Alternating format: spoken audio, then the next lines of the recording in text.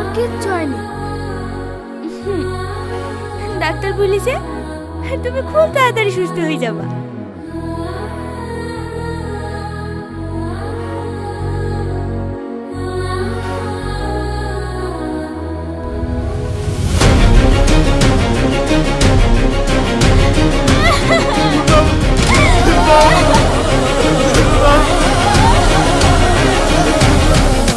গতি বাড়িয়ে স্টান্ট দেখানো কোনো সাহসিকতা নয়, বরং এটি একটি আত্মঘাতী সিদ্ধান্ত।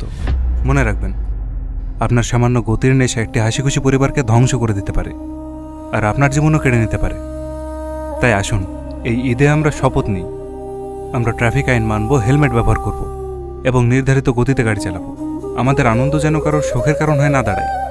ঈদের আনন্দ তখনই পূর্ণ হয় যখন সবাই নিরাপদে ঘরে ফিরে আসে। সেভ ড্রাইভ, সেভ লাইফ, এটা শুধু স্লোগান নয়, এটা জীবনের নিয়ম হওয়া উচিত।